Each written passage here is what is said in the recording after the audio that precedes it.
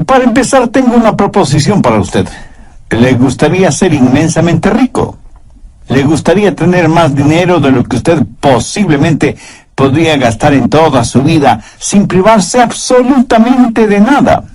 Que alguno me dirá, ¿qué pregunta, pastor? Por supuesto que me gustaría ser inmensamente rico. Muy bien, ahora, ¿le gustaría añadir a su riqueza la suficiente sabiduría como para saber cómo utilizar sus riquezas? ¿Le gustaría tener visión y liderazgo para, sin que importe las crisis que se presenten, usted sepa exactamente qué, cómo y cuándo hacer lo que tiene que hacer? Ahora, junto con esa riqueza y sabiduría, ¿no le gustaría tener la paz y la serenidad que provienen de una correcta relación con Dios? ¿Cómo le gustaría tener todas estas cosas? Y usted me responde, pastor, eso es imposible. Nadie puede tener esa clase de riqueza, de sabiduría y de adoración. Pues mire, yo le voy a mostrar el camino y juzgue usted si lo que voy a decir no es más que una falsa propaganda. ¿De acuerdo? Bien, hablemos de la riqueza. Busque Mateo 5:5. Bienaventurados los mansos, porque ellos recibirán la tierra por heredad. Eso, mi amigo, es riqueza indescriptible. ¿Y qué de la sabiduría, de la guía que uno necesita? Veamos el Salmo 25:9. Encaminará a los humildes por el juicio y enseñará a los mansos su carrera. ¿Y qué de la paz y de la serenidad que queremos tener? Veamos Mateo 11, los versos del 28 al 30. Venid a mí todos los que estáis trabajados y cargados, y yo os haré descansar. Llevad mi yugo sobre vosotros y aprended de mí, que soy manso y humilde de corazón, y hallaréis descanso para vuestras almas, porque mi yugo es fácil y ligera mi carga. ¿Cómo trabaja eso en nuestras vidas? Bien, veamos. Primero, el significado de mansedumbre. Muchos piensan que mansedumbre es cobardía, que si uno es manso, tiene un carácter tímido y ambivalente. Permítame decir de una vez por todas, mansedumbre no es cobardía. Jesús dijo, yo soy manso y humilde de corazón. ¿Fue Cristo un cobarde? ¿Llamaría usted cobarde a quien con látigo en mano echó fuera del templo los mercaderes? ¿A quien pasó 40 días en el desierto, en ayuno y oración, rodeado de bestias salvajes? ¿Se atrevería usted a decir que fue un cobarde? Jesús, aún sabiendo que en Jerusalén sería apresado, acusado y crucificado, sin embargo fue con determinación y firmeza hasta esta ciudad. ¿Le parece a usted que eso fue un acto de cobardía? ¿Qué clase de cobarde fue Jesús que sufrió en agonía y murió con su cuerpo clavado en una cruz? Jesús, el más hombre de todos los hombres que ha existido, dijo, yo soy manso y humilde de corazón. Mansedumbre ni siquiera es debilidad, aunque muchas veces así lo pensemos, cuando lo opuesto es la verdad. Para ser manso hay que tener tremenda fortaleza espiritual y emocional. La Biblia dice que aparte del Señor Jesús, Moisés fue un hombre manso. Piénselo. Moisés fue un comandante en jefe que guió al pueblo de Israel desde Egipto hacia la tierra prometida. Fue un hombre de valor. Pero ser un hombre de valor no excluye la mansedumbre. Alguna vez en alguna parte leí la siguiente frase: si usted cree que mansedumbre es debilidad, trate de ser manso por una semana. Perturbadora opción, ¿no le parece? Ser manso demanda una increíble fortaleza, porque la mansedumbre es fortaleza bajo control. En tiempos bíblicos y aún en la actualidad, cuando alguien tenía un caballo salvaje y quería montarlo, primero tiene que domarlo hasta que se vuelva manso.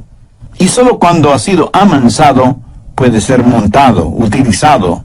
Pero note, no es que el caballo perdió su fortaleza, sino que ahora su fortaleza está bajo control. Entonces, mansedumbre es fortaleza que está bajo control. Wallace Hamilton es el nombre del autor del libro cabalgue caballos salvajes. ¿Y qué ilustra lo que estoy diciendo? Dice que nosotros venimos a este mundo con toda clase de deseos, de instintos, proclividades, habilidades y ambiciones dadas por Dios mismo, y que al diablo le encantaría quitárnoslas y pervertirlas para su propio uso. Pero esos dones son el regalo de Dios para nosotros. Pero Él quiere que todos esos dones estén bajo su control y sean para su honra y su gloria. Pero el diablo quiere pervertirlos y traer vergüenza al nombre del Señor Jesucristo. Por lo tanto, hay tres cosas que usted puede hacer con sus habilidades naturales y los dones que Dios le ha dado. Primero, autoafirmación. Allá a comienzos de la década de los años 60, apareció el siguiente lema: lo que quiera que es natural es hermoso, y cualquier cosa que es hermosa debe ser buena. Así que, lo que quiera que usted quiera hacer, hágalo. Nuestros antepasados de alguna manera fueron más listos que la gente de esta generación y su maldad. Los antiguos, si querían hacer algo malo, malvado, vil, si querían dejar correr sus caballos salvajes, tomaban esa maldad, esa impiedad, esa vileza que tenían y la deificaban, la convertían en un dios o en una diosa. Por ejemplo, si ellos querían beber hasta emborracharse, decían: bien, legitimemos esto. Y se hicieron al dios Baco, que es el dios del vino, y le adoraron emborrachándose. Así que fueron pervertidamente listos.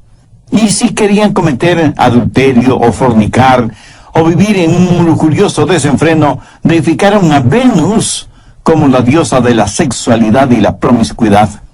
Así dejaban correr sus caballos salvajes. O si tenían rencores y deseos de venganza, para justificar su deseo de guerra, de sangre, y dar rienda suelta a su odio, deificaron a Marte, el dios de la guerra. No solo que se sentían muy bien dejando correr sus caballos salvajes, sino que sus desenfrenadas bajas pasiones las elevaron al nivel de virtud religiosa. Hubo un hombre filósofo alemán, Friedrich Nietzsche, que fue el abanderado de los que querían dejar correr libremente a sus caballos salvajes. Fue el apóstol de la autoafirmación. Adolfo Hitler estudió intensamente los escritos de Nietzsche. Déjeme leer una frase que Nietzsche escribió en uno de sus libros. Dice: hagan desaparecer a sus piadosos sacerdotes y su debilucho evangelio de misericordia. Purguen de sus almas esta enfermedad diabólica llamada cristianismo. El progreso depende de hombres fuertes y gente fuerte. Por lo tanto, afírmese en usted mismo. Sea un superhombre. Y Hitler fue convencido de esto, y el resultado fue la invención de los hornos de gases para aniquilar a los judíos. Segundo, el autocontrol. Solo restrinja, reprima sus deseos. Mutile al jinete del caballo. Eso, mi amigo, es una forma de budismo. Los budistas tienen esa clase de religión. Razonan que si las personas no pueden llevarse bien y no tienen paz consigo mismas y menos con los demás, es porque sus deseos no tienen restricciones. Y esto les guía a vivir una vida de frustración.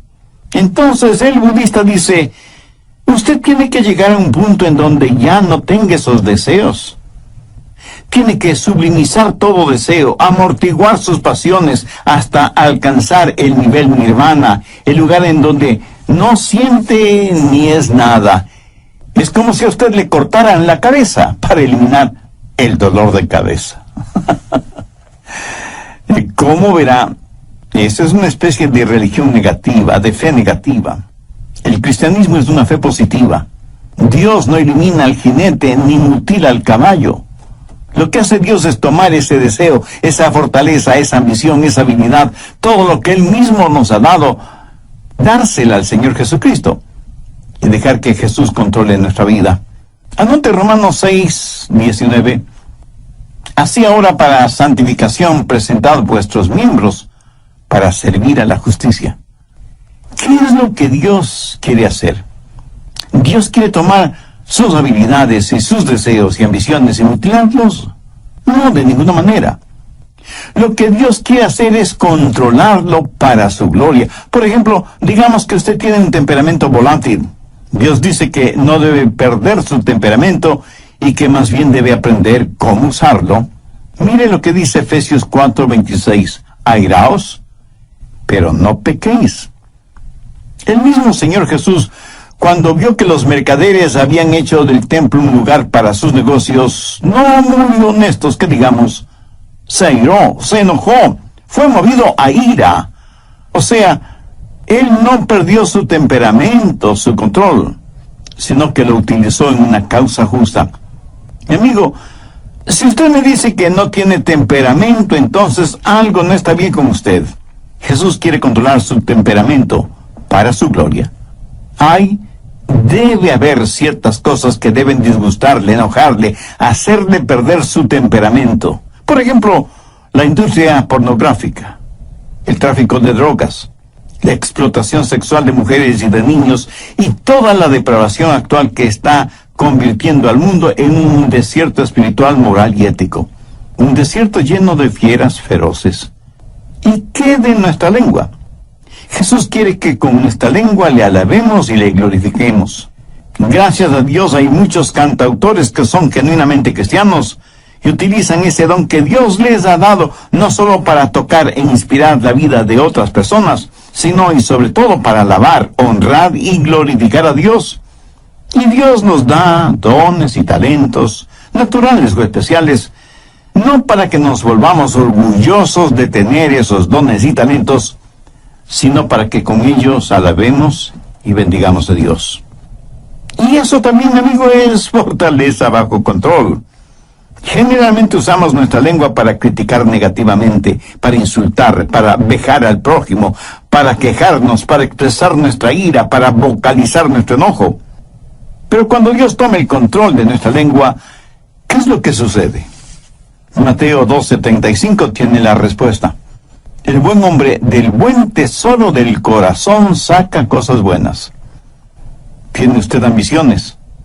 Y no faltará quien de inmediato me diga, el pastor, ser ambicioso es malo. Amigo, ¿en dónde aprendió usted ese disparate? Si usted no tiene ambiciones, no es un ser humano. Escúcheme, una cosa es ser ambicioso y otra cosa es ser codicioso, avariento, egoísta.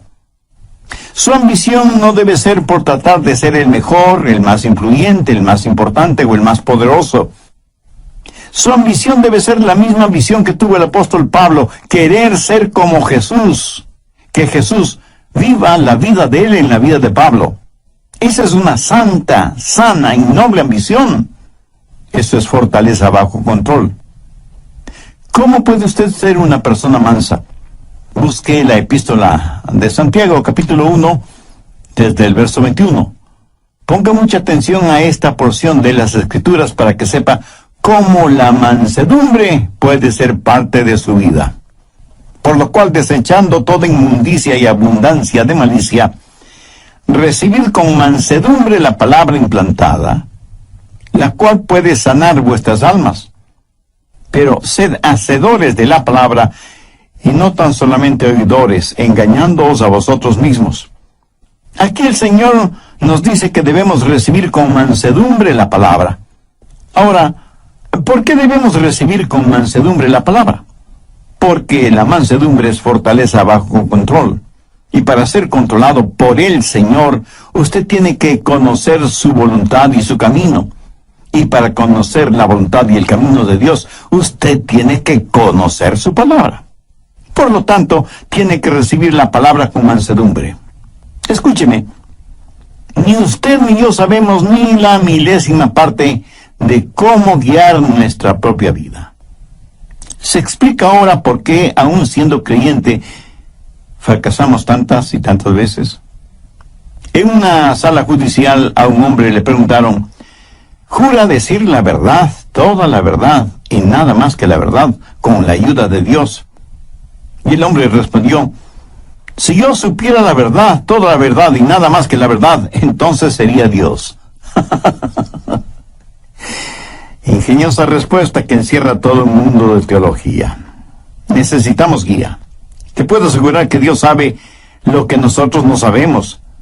Así que si usted es una persona llena de mansedumbre, usted tiene que poner su vida en las manos de Dios para que le guíe. Si quiere que Dios le dé bienestar económico, sabiduría y adoración profunda, entonces tiene que recibir la palabra de Dios con mansedumbre, la cual, o sea, la palabra de Dios, puede salvar su alma. De acuerdo a Santiago, 3 cosas son necesarias. Primera, debe haber un espíritu de arrepentimiento. Santiago 1:21, por lo cual desechando toda inmundicia y abundancia de malicia. Ahora, ¿qué significa esto? En el griego, la palabra inmundicia significa tener el oído tapado con cera. Por lo tanto, hay que eliminar el exceso de cera en el oído. Y la aplicación espiritual es fácilmente comprensible. Pero, ¿cuál es la cera espiritual que tapa nuestros oídos? La abundancia de superficialidad. Verá, muchos de nosotros ya hemos sido salvados, pero todavía ha quedado un residuo pecaminoso en nuestras vidas.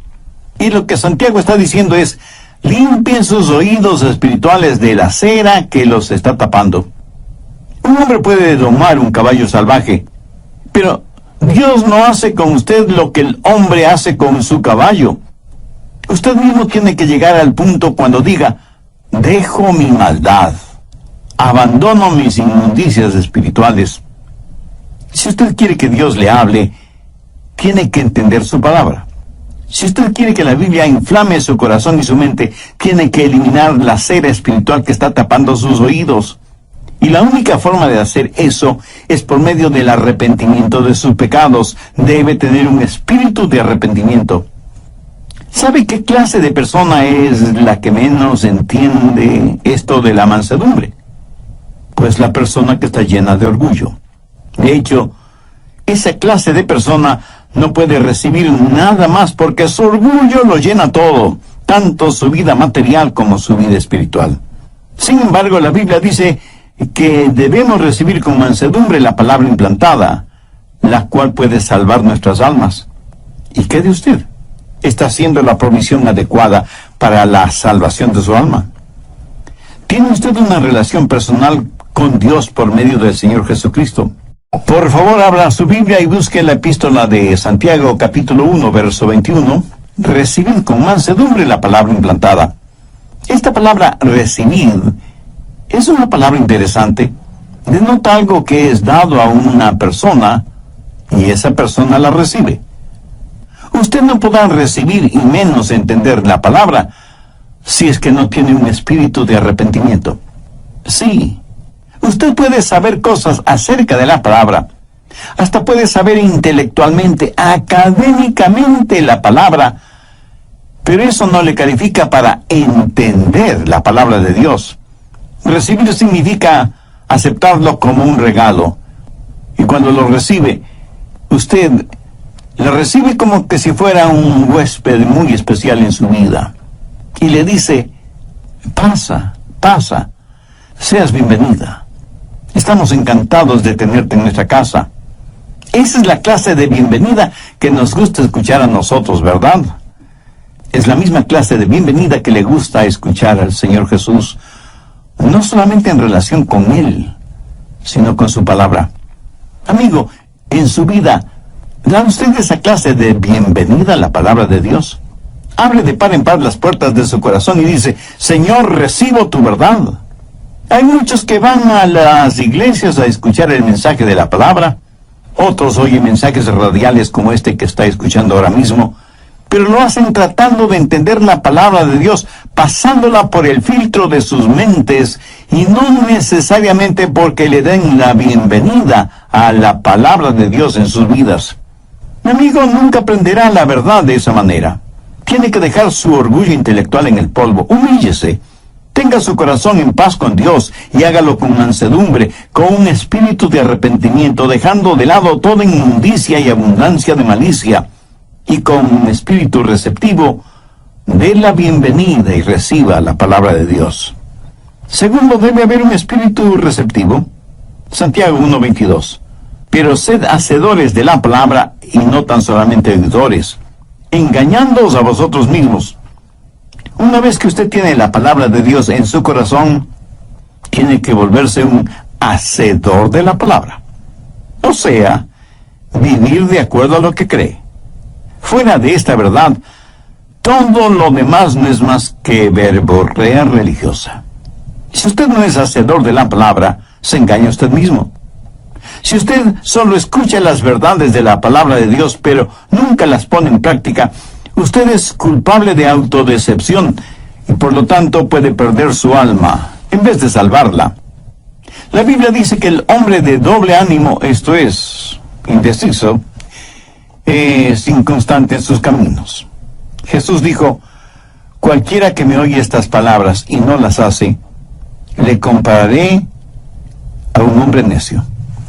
Escuchar y no hacer es una verdadera locura espiritual. Las impresiones sin las expresiones dan como resultado las depresiones. Si usted solo oye y oye y oye la palabra de Dios y no vive de acuerdo a esas verdades, tendrá un efecto negativo en su vida.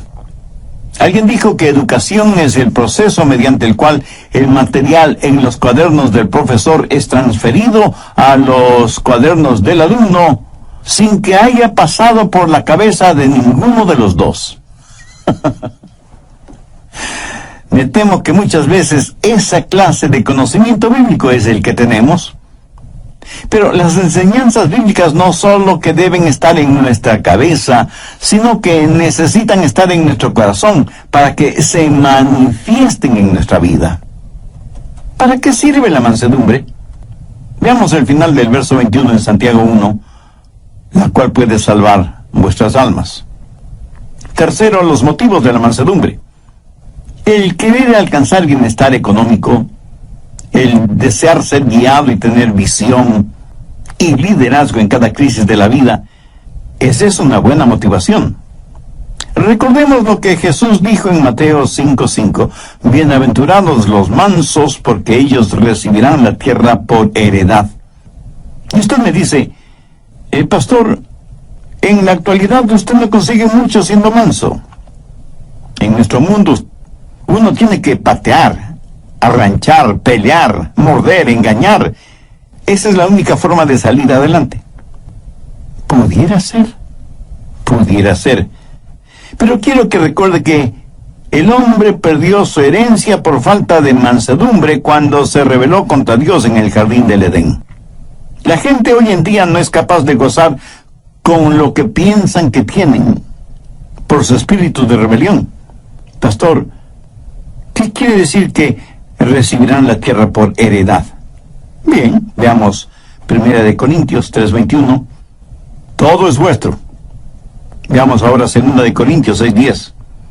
Como no teniendo nada más, poseyéndolo todo. Ahora, ¿qué significa todo esto? La tierra y todo lo creado son propiedad de Dios. Nosotros pertenecemos a Dios. Por lo tanto, todo lo que Dios tiene es nuestra herencia, porque somos hijos suyos, coherederos juntamente con Cristo. Y sin embargo, nada es realmente nuestro. Nosotros solo somos administradores, mayordomos de las cosas de Dios. Y este es un arreglo admirable, porque cuando el diablo venga y le diga, si no me sirves, voy a quitarte todo lo que te los hijos de Dios, los mansos heredarán la tierra. Eso lo tenemos ahora como herencia en nuestro corazón, pero un día será realidad. Tendremos bienestar, riqueza económica. Salmo 25:9, encaminará a los humildes por el juicio. Mucha gente se pregunta, ¿por qué Dios no nos habla hoy? Están viendo y entendiendo las cosas al revés. No es que Dios no nos hable. El problema es que nosotros no estamos escuchando. No tenemos una actitud de mansedumbre para oír la voz de Dios. ¿Desea usted que Dios le guíe? Si usted se humilla con un espíritu de arrepentimiento, con un espíritu receptivo, Dios le guiará. Y usted no será como un barco en medio de una oscura y furiosa tormenta, sin brújula, sin timón, sin mástil y sin velas, empujado por las olas y los vientos de este mundo. Encaminará a los humildes por el juicio. Él le mostrará el camino y usted podrá escuchar su voz, guiándole aún en medio de la peor tormenta de su vida. Y usted tendrá no solo bienestar y riqueza y sabiduría, sino que sabrá lo que es la verdadera adoración. Mateo 11 desde el verso 28. Venid a mí todos los que estáis trabajados y cargados, y yo os haré descansar. Llevad mi yugo sobre vosotros y aprended de mí, que soy manso y humilde de corazón, y hallaréis descanso para vuestras almas, porque mi yugo es fácil y ligera mi carga. Veamos esta porción bíblica un poco más detenidamente. Jesús fue un carpintero y sabía cómo hacer yugos para los bueyes. Y no creo que Jesús jamás haya hecho un yugo que no quedó perfecto en los bueyes. Ahora, cuando un buey lleva un yugo, es porque es un buey manso. Ese buey sigue teniendo tremenda fuerza. Por eso usaban los bueyes para arar los campos. Y muchos agricultores que todavía aran a la antigua dicen que el buey más dócil tiene más fuerza que un caballo en esas labores agrícolas. El yugo en el pescuezo de los bueyes es para que ambos bueyes puedan alar el arado. Y cuando Jesús dijo, llevad mi yugo sobre vosotros, es como si estuviera diciendo, estamos en esto juntos, apóyate en mí, déjame guiarte, quiero ser un descanso para tu alma. Esa es la clase de mansedumbre que Jesucristo quiere darle a usted, no mañana ni pasado mañana, sino hoy mismo. Quienes están escuchando este programa, y si aún no son salvos, ¿no quisieran conocer a este maravilloso Salvador, Jesucristo?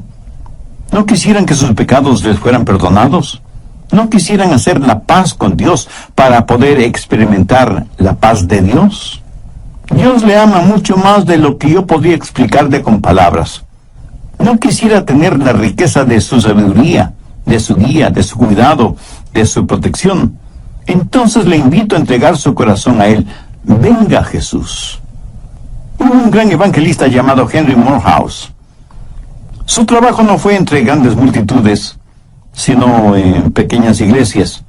Como tema base de sus mensajes, él usaba Juan 3:16, porque de tal manera amó Dios al mundo, que ha dado a su Hijo unigénito para que todo aquel que en Él cree no se pierda, mas tenga vida eterna. Una vez Morehouse estuvo en un pequeño pueblito minero, y en ese lugar había un hombre que odiaba a Dios, a Jesús, la Biblia, las iglesias, los predicadores, los evangelistas, los misioneros. En fin, odiaba cualquier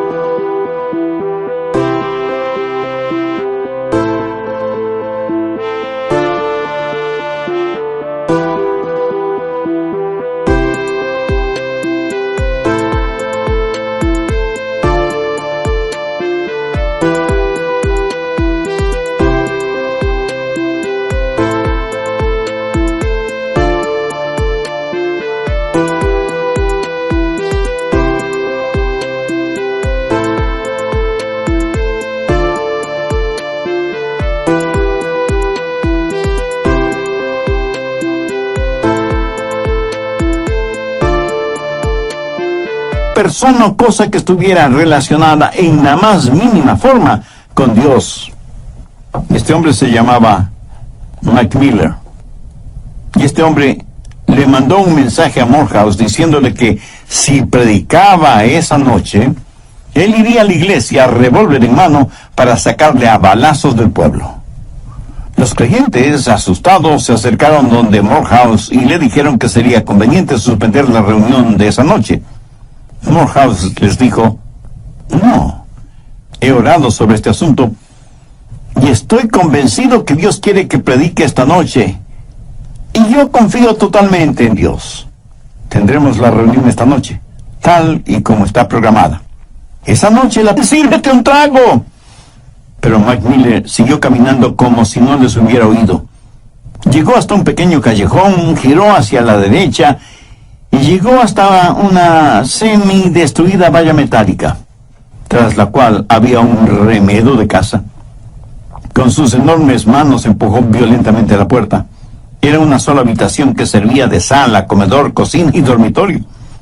Ahí una mujer de rostro demacrado cuidaba de unos pequeñuelos quienes, al ver entrar a su padre, corrieron a esconderse debajo de la cama por temor a que su padre los castigara.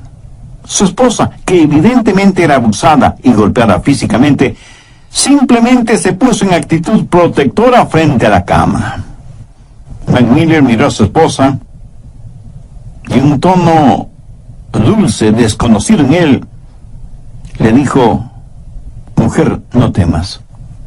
Llama a los niños. Vamos a orar». Ella, asombrada, le preguntó: ¿Qué es lo que dijiste? Y él, con una paciencia absurda por ser él quien era, le dijo: «Trae a los niños, vamos a orar». Los niños salieron de debajo de la cama, pero se quedaron detrás de su madre. No entendían lo que estaba diciendo su padre. Él tomó a cada uno de ellos, les acarició en la cabeza y les dijo: «Hijos, vamos a arrodillarnos». Ellos, temerosos, así lo hicieron. Su mamá también se puso de rodillas y, para asombro de todos ellos, McMiller también se arrodilló y dijo: «Querido Dios», y se quedó en silencio. No sabía cómo orar. Sabía maldecir y decir palabras obscenas, pero no sabía cómo orar. De pronto, como en un relámpago, se acordó de las oraciones que su madre le enseñó cuando él era un niño, y entonces dijo: «Generoso Jesús, manso y humilde, mírame como si fuera un niño. Perdona mi simpleza y permíteme acercarme a ti». Y en ese momento, en ese cuartucho, frente a sus felizmente asombrados esposa e hijos, McMiller nació de nuevo. Sus lágrimas fueron la confirmación de la transformación interna. Esta historia real la sabemos porque el mismo McMiller la cuenta como testimonio de lo que le sucedió a él y a su familia cuando él entregó su corazón a Jesús. Ahora es posible que usted no sea como McMiller antes de conocer a Jesús. Pero si quiere ser salvo, se salvará de la misma forma en que se salvó McMiller. No hay uno solo de ustedes que sea tan malo que no pueda ser salvo, o que sea tan bueno que no necesite ser salvo. Jesús dijo: «Venid a mí todos los que estáis trabajados y cansados, y yo os haré descansar, porque mi yugo es fácil y ligero».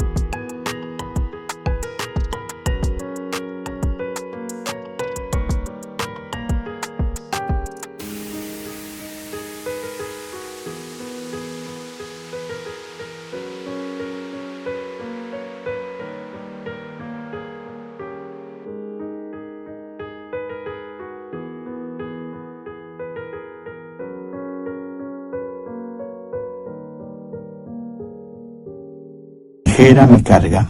Si en su corazón usted siente el ardiente deseo de hacer una decisión por Cristo, no se quede con el desear. Pase de inmediato al actuar. Humíllese delante de Dios, arrepiéntase de sus pecados, pídale a Dios su gracia y misericordia.